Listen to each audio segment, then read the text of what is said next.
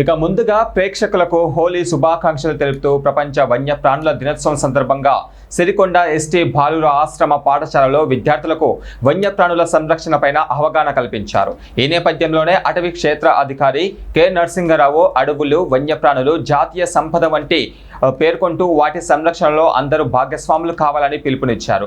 ఇదిలా ఉండగా ఒక కమ్మార్పల్లి రేంజ్ లో పెద్ద పులి సంచారం ఉన్న నేపథ్యంలో మండల ప్రజలు అప్రమత్తంగా ఉండాలని ఆయన సూచించారు. అనుమానాస్పద సమాచారం ఉంటే వెంటనే అటవీ శాఖ అధికారులకు సమాచారం ఇవ్వాలని తెలియజేశారు. హోలీ శుభాకాంక్షలు.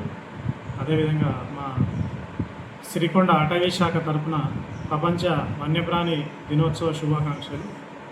ఐక్యరాజ్య సమితి 2013లో మార్చి 3వ తారీఖున ప్రపంచ వన్యప్రాణుల దినోత్సవాన్ని జరుపుకోవాలని ఆదేశించడం జరిగింది.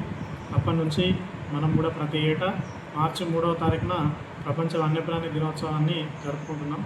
దానిలో భాగంగా ర్యాలీలు నిర్వహించడం, స్కూళ్ళల్లో విద్యార్థులకు అడవి పట్ల, అడవిలో ఉన్న వన్యజీవుల పట్ల అవగాహన కల్పించడం అట్లాంటి కార్యక్రమాలు చేయడం జరుగుతుంది.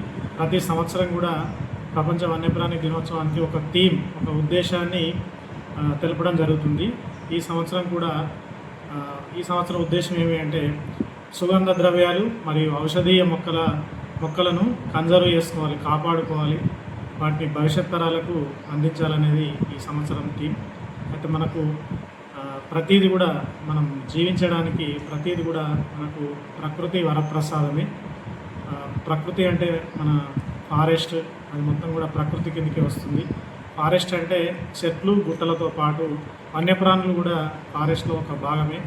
మనకు వన్యప్రాణుల వల్లనే అడవులు స్థిరంగా ఉండడం జరుగుతుంది.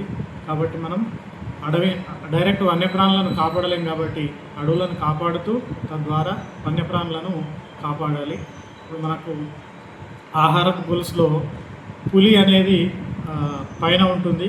అంటే ఒక పులి అనే దాన్ని సంరక్షించినట్లయితే ఆహారపు గొలుసులో ఉన్న ప్రతి జీవిని కూడా మనం సంరక్షించినట్లే.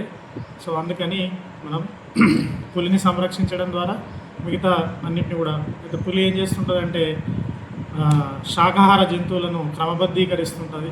ఒకవేళ పులి అనేది లేకుంటే శాకాహార జంతువులు ఎక్కువై మనకు ఎలాంటి పంటలు పండకుండా చేసే అవకాశాలు ఉంటాయి. అంటే మనకు తినే ఆహార పదార్థాల కొరత ఏర్పడుతుంది.